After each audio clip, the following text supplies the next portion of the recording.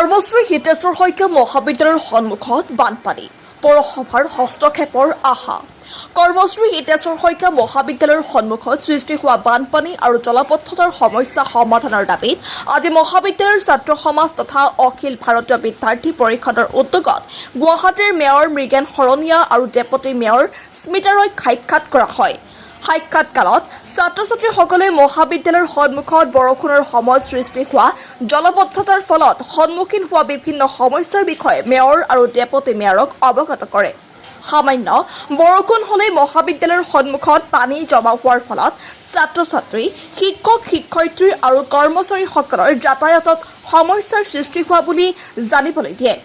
ছাত্ৰ সমাজে জানিবলৈ দিয়ে যে দীৰ্ঘদিন ধৰি চলি অহা এই সমস্যাৰ বাবে শিক্ষাৰ্থীসকলে বিশেষ অসুবিধাৰ সন্মুখীন হৈ আহিছে। সেয়েহে কেৱল সাময়িকভাৱে পানী আঁতৰোৱাৰ পৰিৱৰ্তে পানী নিষ্কাশনৰ ব্যৱস্থা উন্নত কৰি সমস্যাটোৰ স্থানীয় সমাধানৰ বাবে ব্যৱস্থা গ্ৰহণৰ দাবী জনোৱা হয়। বিষয়টো গুৰুত্ব সহকাৰে গ্ৰহণ কৰি মেয়ৰ মৃগেন শৰণীয়া আৰু ডেপুটি মেয়ৰ স্মিতা ৰয়ে সমস্যাটো নিজেই পৰ্যবেক্ষণ কৰাৰ আশ্বাস প্ৰদান কৰে। লগতে অতি শীঘ্ৰেই কৰ্মশ্ৰী হিতেশ্বৰ শইকীয়া মহাবিদ্যালয়ৰ চৌহদৰ পৰিদৰ্শন কৰি পৰিস্থিতি বুজ লোৱাৰ কথাও জানিবলৈ দিয়ে। ছাত্ৰ সমাজে আশা প্ৰকাশ কৰে যে পৌৰসভাৰ তৎপৰতাত মহাবিদ্যালয়খনৰ সন্মুখত সৃষ্টি হোৱা বানপানী আৰু জলবদ্ধতাৰ সমস্যা শীঘ্ৰেই সমাধান হ'ব।